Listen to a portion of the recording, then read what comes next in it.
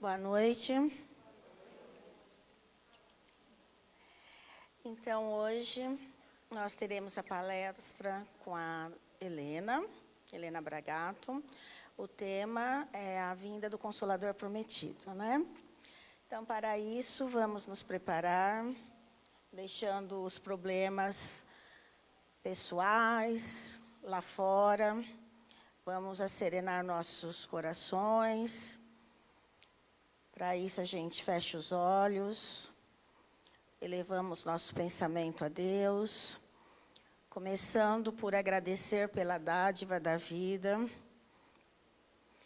pelo dom que Ele nos dá todos os dias, por podermos estar aqui mais uma vez, ouvir a palavra que o Seu Filho nos deixou, Jesus Cristo, nosso exemplo, nosso mestre, e que possamos colocá-lo em prática na nossa vida.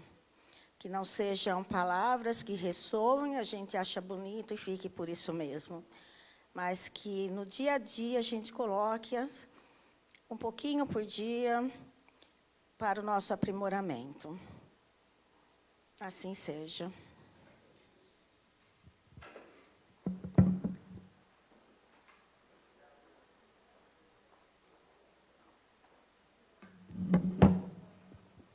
Boa noite a todos.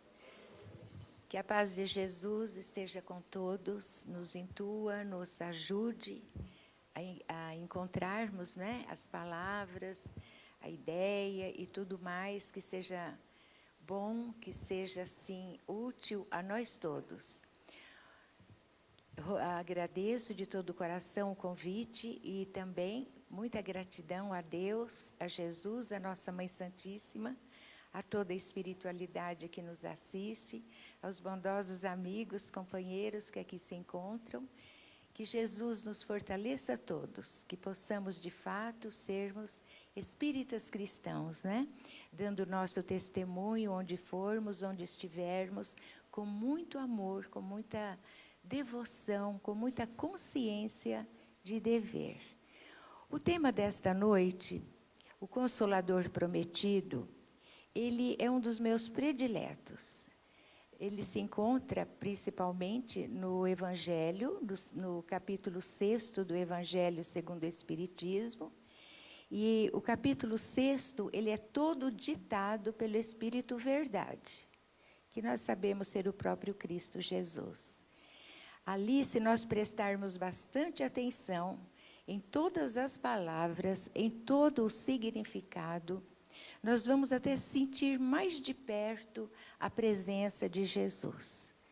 E nesses momentos de transição planetária, em que tantas coisas estão ocorrendo, e todos nós também estamos em transição, não é só o planeta, é cada um de nós e é cada coletividade, nós somos conclamados por Deus a termos um pouco mais de maturidade psíquica, de sobriedade, de seriedade, para com os nossos deveres, deveres com a pátria, com a família, conosco, com o próximo. Enfim, deveres que todos nós temos assim, devemos ter o cuidado de cumprir. E principalmente lembrando que nunca estaremos sozinhos. Sempre teremos a retaguarda da espiritualidade maior. Jesus mesmo prometeu que nunca nos deixaria sozinhos. Além dos nossos espíritos protetores, nós temos os amigos, os espíritos simpatizantes, a espiritualidade maior dirigindo tudo. Nenhum cristão, nenhum trabalhador, nenhum filho de Deus está sozinho. A espiritualidade respeita a nossa individualidade, o nosso livre-arbítrio e nunca nos deixa sós. Mas não é porque nós temos toda essa retaguarda que nós vamos descuidar da nossa parte de colaboração, de responsabilidade, principalmente nesses momentos. Então, é importante unirmos as nossas vibrações, independente da nossa fé religiosa, porque Deus já nos criou com a religiosidade dentro de nós, como a fé, como a esperança, como o amor, que é a lei maior. todas as leis de Deus já estão esculpidas nas nossas consciências. Mas essa consciência tem que ser desperta e responsável. E o momento pede um pouquinho mais de esforço de cada um de nós nesse sentido, no sentido da verdadeira fraternidade. E a verdadeira fraternidade só existirá se não houver preconceitos, seja lá do tipo que for. Então, Jesus veio à Terra, nosso mestre, sublime governador do planeta Terra, e nos ensinou tudo que poderia nos ensinar no pouquíssimo tempo que ele ficou entre nós e nas circunstâncias que todos nós conhecemos. E quando ele, nos seus últimos momentos, junto com os apóstolos, junto com os demais, né, que puderam ouvi-lo, ele disse que muito mais gostaria de nos dizer, mas por ora não era possível. Compreende-se que havia necessidade, entre o que ele ensinou e o que nós ainda precisaríamos aprender, que estivéssemos um pouco mais maturados pelas experiências, para podermos entender mais e melhor todo o significado dos seus ensinamentos. Mas que ele futuramente enviaria o Consolador. Hoje que nós as profecias estão bem adentradas, estão se cumprindo, nós podemos perguntar, mas que Consolador é esse, não é? Jesus Cristo em si é o Consolador.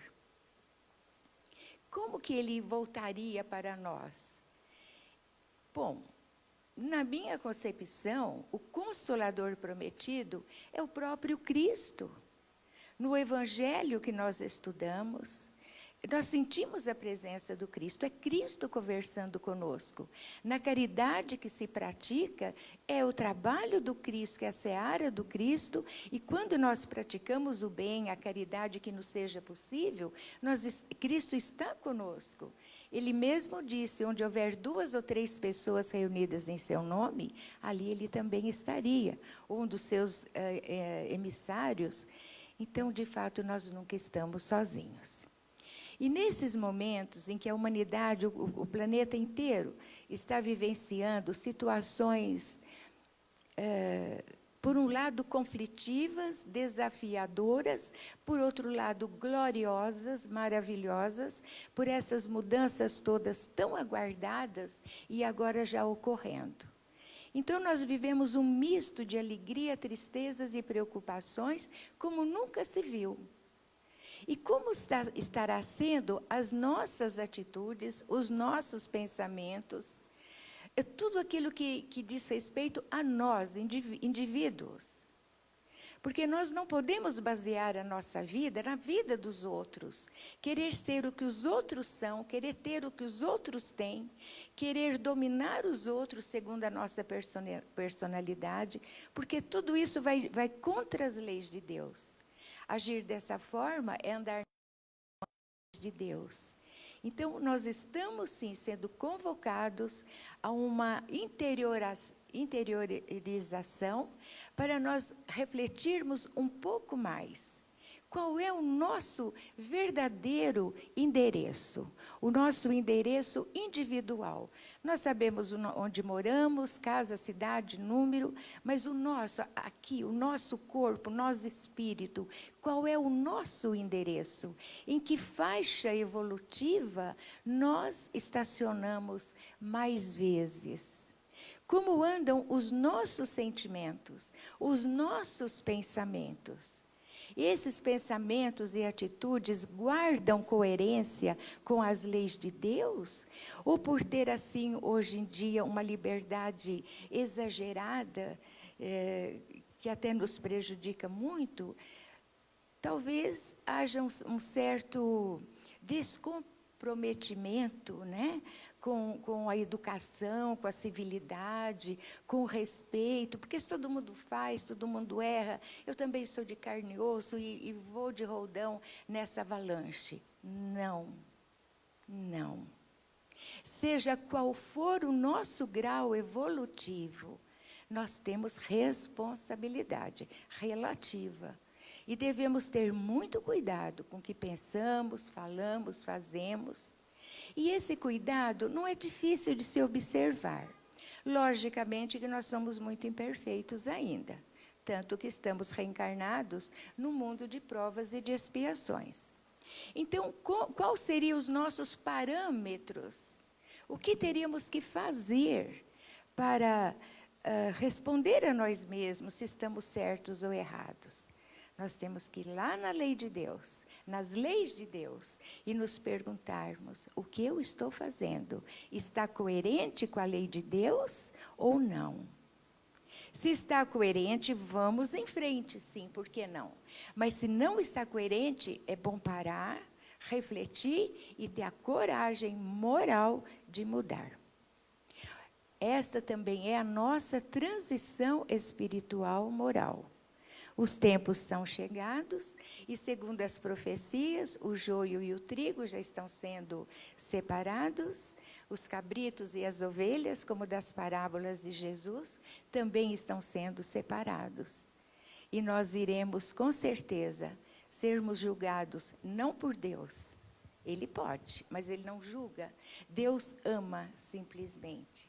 Nós vamos ser julgados pela nossa própria consciência. É através do que fizemos, do que somos, que nós vamos ser julgados se somos ovelhas ou cabritos, se somos joio ou trigo. E aí eu volto a falar em responsabilidade, porque nós não vamos poder culpar ninguém, nem coisa alguma, e falar: eu fui assim por causa de fulano, de cicrano, por causa dessa ou daquela situação. Não.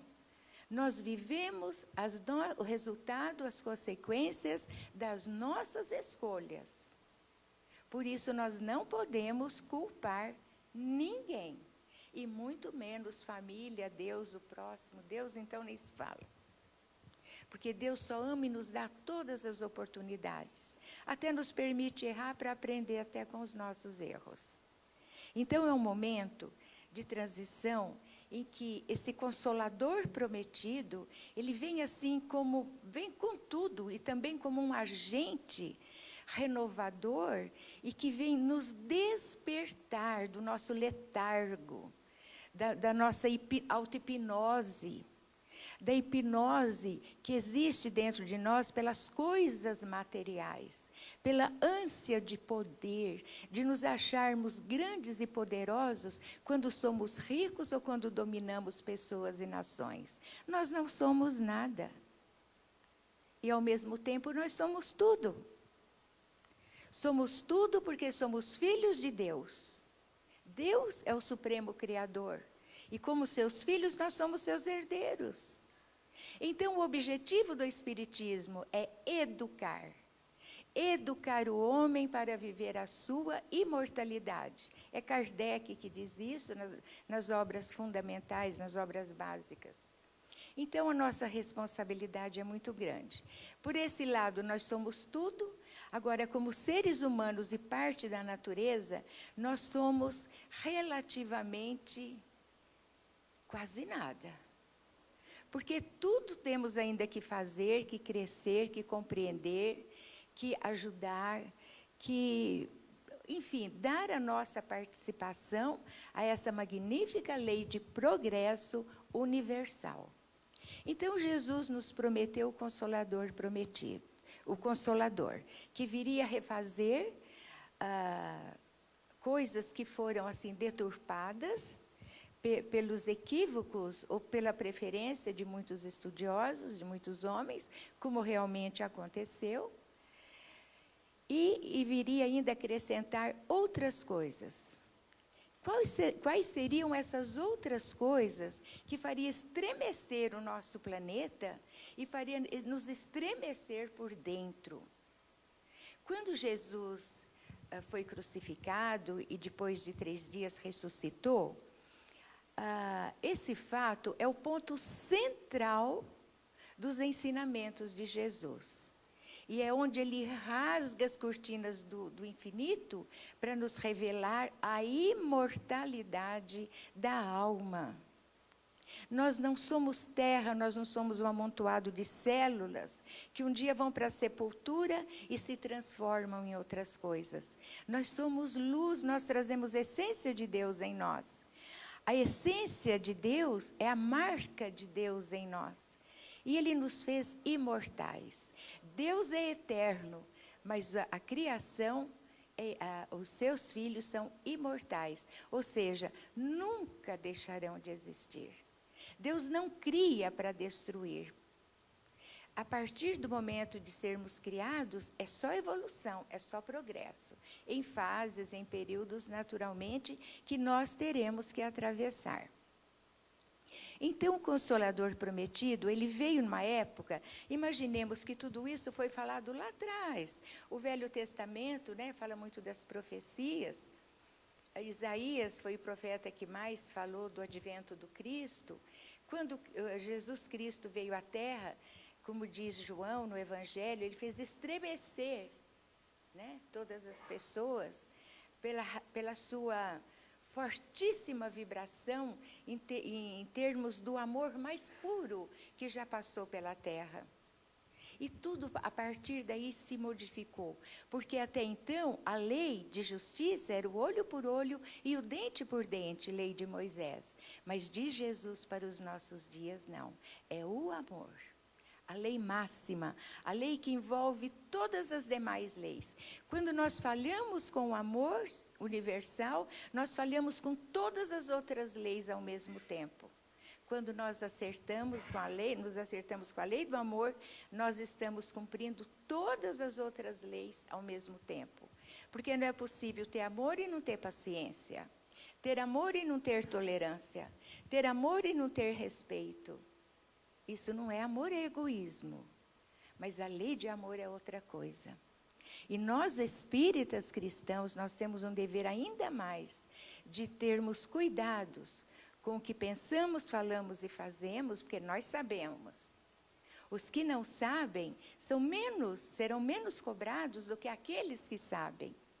Então, é muito séria a nossa situação. Como estamos vivendo em família. A Madre Teresa de Calcutá, um repórter, um irmão chegou a ela e disse: irmã, como o homem pode encontrar a paz? Ele disse: meu filho, volta para a sua casa e ama a sua família e você encontrará a paz. Fácil, né? Então, a paz já está dentro da nossa casa? Tá. Está dentro de nós mesmos. E o que é que nós fazemos de nós, da paz e da família? Hoje em dia, a família está tão, não é? Tão doente, tão necessitada, tão sofrida, tão esfacelada. O que nós estamos fazendo com tudo que nós aprendemos com Jesus?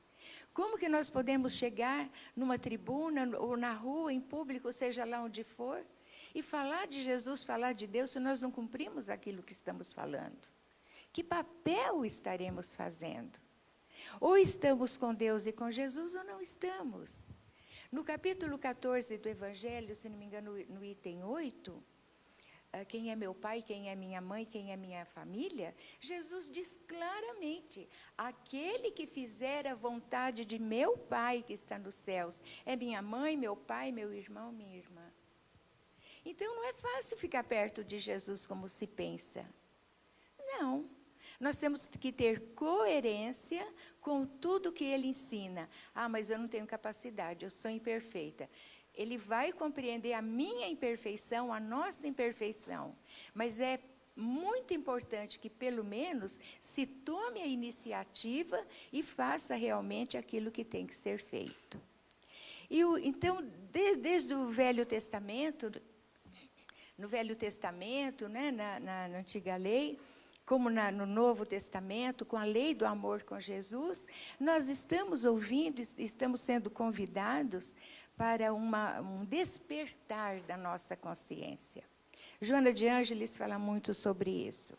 Na sua linda programação de psicologia transpessoal, que eu sugiro a todos o estudo desses livros, porque é simplesmente fabuloso o que se aprende ali.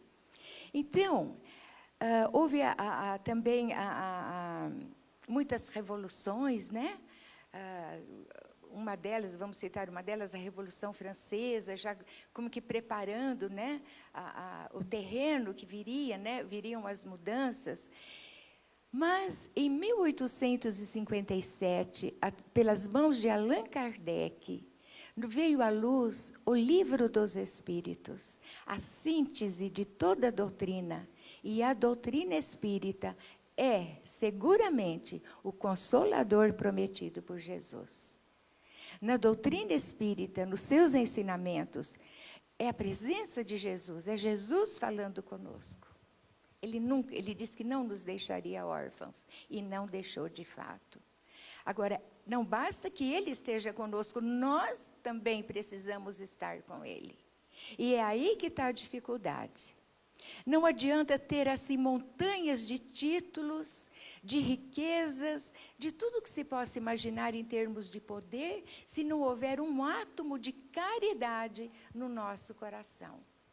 E ainda que seja um átomo de caridade, tem que ser irrestrita, sem qualquer preconceito, nem de raça, de etnia, seja lá do que for.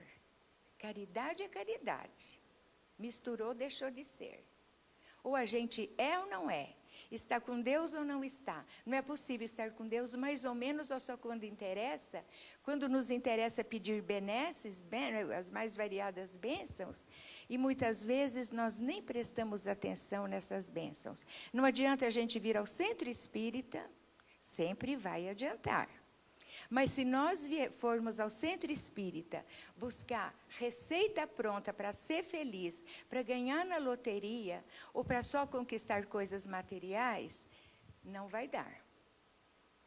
Porque geralmente, quando a espiritualidade indica um tratamento, nós queremos nos livrar daquilo que nos atormenta, mas não queremos nos renovar por dentro.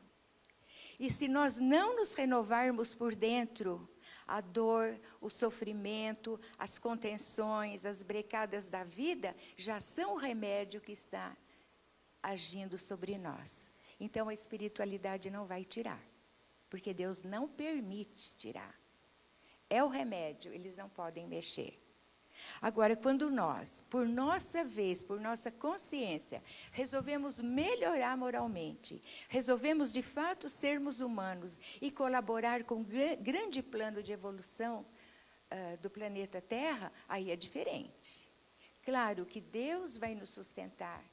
Mesmo doentes, mesmo sofrendo, mesmo com dificuldades, a responsabilidade nos faz sair do nosso sofá, ir ao centro, e não só para buscar, mas para também levar a nossa vibração, levar a nossa colaboração, seja lá como for, ou seja, nós temos que fazer parte.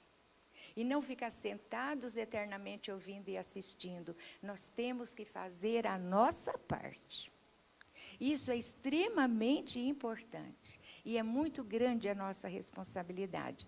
Ninguém vai ao centro porque gosta desse ou daquele, ou porque quer ganhar isso ou aquilo. Não.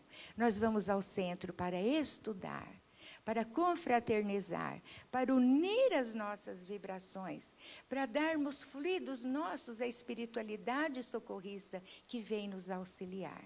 Essa é a nossa colaboração. Se não for com este sentido, então estaremos perdendo nosso tempo, estaremos equivocados. Agora, a doutrina nos dá muitos ensinamentos, nos ensina como trabalhar e como compreender. Nas obras básicas todas nós encontramos muita orientação e nas demais obras também. Mas se nós apenas estudamos e achamos bonito, não adianta. Nós temos de fato que vivenciar. Prateleira, se fosse assim, as prateleiras mandavam no mundo, as prateleiras de livro, né? Com tudo que aprende. Não, nós é que temos que aprender e colaborar com a nossa parte. Então, o Consolador Prometido, ele veio nos ensinar muitas coisas, é a doutrina espírita, e a imortalidade, quando nós sabemos que não morremos, não existe morte, nós desencarnamos, nós trocamos de corpos, vamos e voltamos quantas vezes forem necessárias para a nossa evolução. Agora, seria um absurdo ficar nesse vai e vem, uma hora lá, outra hora cá, sem aproveitamento nenhum. Isso não faz sentido. Por isso nós temos, de fato, que despertar a nossa consciência. Nós somos natureza, e na natureza até uma formiguinha, aquelas mais miudinhas, que eu chamo de formiguinha que vai no açucareiro, trabalha. Então, não justifica que um ser humano não trabalhe, ou só trabalhe para ganhar dinheiro, ou só trabalhe se for remunerado. Não. Há muito o que fazer. Nós precisamos de Deus e de Jesus, mas eles também querem a nossa colaboração, para o nosso próprio bem. É óbvio que eles dão conta, mas Deus abre todas as suas oficinas para nós treinarmos. A vida é como um laboratório para nós treinarmos também. Tudo que necessitamos, até a nossa família consanguínea, é como um laboratório, para nós aprendermos a viver na grande família universal. Daí nós vamos vendo como é grande a nossa responsabilidade. Não existe nem grande nem pequeno para Deus. Todos somos úteis, até uma formiguinha, como eu acabei de dizer. Mas é necessário ter noção de responsabilidade. Por outro lado, o Consolador prometido, que é a doutrina espírita, nos ensina que do que plantarmos nós vamos colher. Seguramente, do que plantarmos nós vamos colher. Então, sejamos mais inteligentes, mais conscientes ao escolher as sementes que vamos jogar à terra. Porque jogou na terra, a colheita virá. Boa ou não. O que isso quer dizer? Em todas as nossas atitudes já está embutido o sucesso ou o fracasso, dependendo do que nós estamos fazendo. É por aí que vem o nosso julgamento dos nossos próprios atos. Então, isso é muito sério. Nós não podemos viver levianamente, querendo viver assim, só prazerosamente, servindo a Mamon e esquecendo de Deus. Porque servir a Deus implica em responsabilidade, em amor, em dedicação pessoal. Aqui volta a falar na caridade. Caridade é também esmola, mas só esmola não é caridade. Se nós não dermos de nós mesmos, do nosso tempo, do nosso carinho, da nossa educação ao lidar com o irmão sofredor, essa é a nossa caridade. E a caridade tem mão dupla. E geralmente aquele que doa é o que mais recebe. Nós não podemos nos distrair dessas coisas. É extremamente importante. E sabendo que somos imortais, nós vamos também perceber que a nossa família é um ninho sagrado de amigos de outras existências, de outros companheiros, de outros familiares. Então, aí já é Santo Agostinho que diz, no capítulo 14 do Evangelho segundo o Espiritismo, no item 9, a ingratidão dos filhos e os laços de família. Em geral, e está também no livro dos Espíritos, os espíritos que se reúnem para formar família são, na sua maioria, espíritos simpáticos. Porque mesmo sendo simpáticos, já acontecem atritos, né? Mas aí Santo Agostinho diz, Deus permite que espíritos menos adiantados tenham a oportunidade de vir numa família bem formada para também aprender e evoluir um pouquinho mais dinamicamente.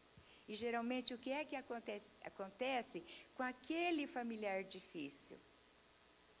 Primeiro desejo é jogar na rua, é afastar de nós. É ralhar dia e noite com ele. É querer endireitá-lo a ferro e fogo. Sem compreender o que ele sente, porque é daquele jeito. Então, quanto nós falhamos em termos de caridade, até mesmo dentro dos nossos próprios lares. Geralmente, os que mais precisam são os que nós deixamos de lado. E muitas vezes ficamos bajulando pessoas que não precisam de nada, enquanto dentro da nossa própria casa, ou é a esposa, ou é o esposo, ou um filho, ou um neto, alguém que está incrivelmente carente e a gente não enxerga. Parece que a rotina, né, dos dias nos faz ficar assim distraídos e a gente trata de qualquer jeito. Como nós falhamos perante a caridade. Quanto amor nós nos devemos uns aos outros. Eu estou falando do amor universal, que é do amor universal que sai todos os outros modelos de amores. Se nós não amarmos a Deus, é João Evangelista que diz isso, se nós não, no capítulo 11, se nós não amarmos a Deus, nós não vamos amar o próximo e nem a nós mesmos. Amando a Deus, nós vamos ter respeito e amor por nós mesmos e vamos amar ao próximo. E ainda Jesus, na máxima lei, diz, não faça aos outros, ao próximo que não deseja a ti mesmo. Apenas um mandamento Deus exige, Ele pode exigir de nós. Que nos amemos uns aos outros, que não façamos aos outros o que não gostaríamos que os outros fizessem por nós. E mesmo assim nós desobedecemos. E é só um mandamento. Então, por isso e por muito mais, nós precisamos, de fato, estudar a doutrina espírita repetidas vezes, mas também despertar para a prática cristã. Não importa em que templo, em que religião, com quais pessoas, não importa. Lei de Deus é universal. É para tudo, para todos, para sempre. Então, nós temos que ter mais consciência do verdadeiro significado delas. E trazer para o nosso coração. Não adianta achar bonito, mas não deixar entrar no nosso coração. Eurípides Barçanufo, um ilustre espírito, um espírito de escola, e também professor emérito, muito conhecido na região da cidade de Sacramento, Minas Gerais, ele tem toda uma programação de educação do espírito, educação dos sentimentos. Porque se nós não educamos, e ele tem muita razão, quando a gente lê as suas orientações, a gente percebe que os nossos sentimentos precisam se educar. Porque, em geral, a gente só ama aqueles que nos interessam, aqueles que nos bajulam, aqueles que nos dão algum lucro, aqueles que nos oferecem alguma coisa.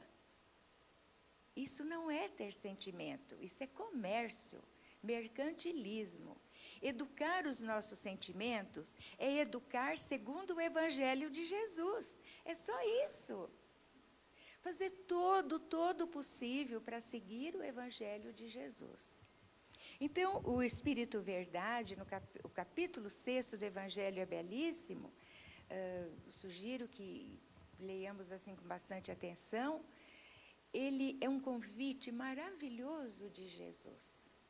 Jesus nos convida constantemente, vinde a mim, ele diz, todos vós que estáis cansados e sobrecarregados, meu jugo é leve, meu fardo é suave. E nem assim a gente vai. E quando Jesus diz, apanhe a sua cruz e siga-me, que a gente foge. Nossa, a gente passa por tudo isso que passa na terra, ainda tem que carregar uma cruz, tenha paciência. Não sou Jesus. Jesus disse que nós temos condições de aprender. Porque Deus vem nos preparando há milênios. Não é possível que ninguém tenha aprendido um pouco sequer de todos os ensinamentos. Agora, o que significa seguir Jesus não é sofrer. Porque existe uma cruz. A cruz é símbolo. Que símbolo é a cruz? São caminhos, como diz Joana de Ângeles. Caminhos, são duas tábuas, né, superpostas. É isto. Uma delas apontando a direção horizontal e a outra vertical. Então, nós vivemos horizontalmente, em ciclos evolutivos que todos os planetas têm, para conhecer muitas coisas. Uma vez conhecendo e tomando consciência, o nosso caminho muda. para a vertical, aquele caminho que nos leva diretamente para a casa de nosso Pai. Porque nós somos como os filhos pródigos. Nós vamos ter que voltar para a casa de nosso Pai, querendo ou não, gostando ou não. Mas só retornaremos quando estivermos preparados. E esse é o caminho vertical. Essa é a cruz. Como não aceitar essa cruz? Quando Jesus caminhava para o Calvário, foi destacado um homem muito grande de nome Cirineu, por um soldado, um centurião, que pediu para o homem ajudar o Cristo a levar a cruz, porque ele estava caindo pelo peso do madeiro, que era uma madeira horrorosa, segundo Joana de Ângeles. Ela não era trabalhada, ela era cheia de ferpas. Aquilo entrava na carne do Cristo. E ele, cansado, quebrado, ele tinha sido torturado durante a noite na prisão, e carregando aquela cruz, o joelho dele dobrava pelo peso da cruz. Então, o Cirineu ajudou Cristo a carregar a cruz. Agora, é preciso ter a seguinte consciência: quem é o nosso Cirineu? Não é o próprio Cristo? Que nos compreende, que nos ama. Para o Cristo não existe santo, não existe bandido, não existem prostitutas, não existem irmãos marginalizados, drogados, desprezados, embriagados. Para o Cristo, todos nós somos irmãos e necessitamos um dos outros e temos o dever moral de nos auxiliarmos. É isso que ele espera de nós. E quando ele vai embora para o mundo espiritual, quer dizer, ele não vai, ele diz: vou para me apresentar ao Pai. E vou para vos preparar o lugar, para que onde eu esteja, estejais vós também. Esse é o nosso Jesus Cristo. Como não amar esse Cristo, que deu a própria vida por nós? E nos pede tão pouco, simplesmente para amar. Então, ele é o nosso Cirineu. Quando a gente está com dor, quando tem que enfrentar um câncer, um tratamento difícil de quimioterapia, de radioterapia, quando temos que sofrer uma amputação, ou um ente querido tem que passar por um tratamento radical, para quem que a gente apela? Não é para Cristo? Não é para nossa Mãe Santíssima? Agora, quando o próximo precisa de nós, nós viramos as costas? Porque Deus também conta conosco, Jesus também conta conosco. Tem uma obra bonita, espírita, que chama Cristo Espera por Ti. E nós vamos deixar Cristo esperando até quando? Se diz muito que Cristo vai voltar. Principalmente nossos irmãos evangélicos, né, eles proclamam: Cristo vai voltar. E me perguntaram outro dia na nossa casa, no estudo, como que era essa história, se eu acreditava. Eu falei: não acredito. Helena, você não acredita que Cristo vai voltar? Eu falei: não. Ele nunca foi, ele vai voltar do quê? Se ele não foi, como é que ele pode voltar? Ele nunca deixou de estar conosco. Nós é que ainda não estamos com ele. Por isso que não percebemos a sua presença entre nós. E muitas vezes a presença de Cristo é num amigo que nos acode, é num mendigo na rua que nós achamos que estamos ajudando e é ele que está nos ajudando. Nós temos que prestar mais atenção nas coisas. Uma vez eu estava voltando de uma viagem, aqui na rodoviária de São Carlos. Estava esperando o ônibus para vir, eu moro aqui no Botafogo, esperando o ônibus. E tinha um homem numa cadeira de rodas. E ele chegou, assim que eu vi, eu pensei: ele vai parar aqui, ele vai querer conversar comigo, não deu outra coisa. Ele veio e me pediu uma ajuda. Eu abri a bolsa para ver, né, o que eu ia dar para ele. Ele disse assim: eu estou precisando de um abraço. A rodoviária estava com muitas pessoas, lotada. Eu estou precisando de um abraço. Para eu abraçá-lo, eu tive que me ajoelhar, porque ele estava sentado na cadeira de rodas. Aí eu o abracei e ele começou a chorar convulsivamente. Será que foi por acaso, gente? Quem seria esse irmão na minha existência, não é? Não é irmãos, todos nós somos e seremos para sempre. E se o acaso não existe, não foi um reencontro, talvez, né? Aí eu deixei ele se acalmar, eu nem não fiz nenhum movimento para me desvencilhar, deixei ele se acalmar. Depois ele disse assim: agradeço muito, minha filha, agradeço muito. Eu fiquei muito emocionada e eu disse: eu é que tenho que agradecer ao Senhor. Eu é que estou recebendo ajuda, não é o Senhor. Eu voltei para casa assim, meio zonza, parecia que eu não tinha chão, eu estava me sentindo muito estranha. E isso aconteceu aqui em São Carlos. Como que nós vamos ter a certeza, de fato, que estamos ajudando ou sendo ajudados? Agora, também não importa tanto assim, desde que a gente tenha consciência de dever. Joana de Ângeles diz: dever não se discute, se cumpre. Não importa quais as circunstâncias. Se nós paramos para discutir deveres dados por Deus, é porque nós não queremos cumprir. E nós levamos mais tempo discutindo de deveres do que cumprindo. É muito triste a nossa realidade, né? Também por isto. Então, Cristo Consolador é a doutrina, o Consolador prometido é a doutrina espírita. Mas nós não podemos apenas ler, achar bonito e não aprender nada, não assimilar nada. Porque não basta conhecer. Nós temos que desenvolver o conhecimento, conhecer, compreender, discernir e praticar. Porque se nós não praticamos, nós não gravamos na memória. A prática é importantíssima.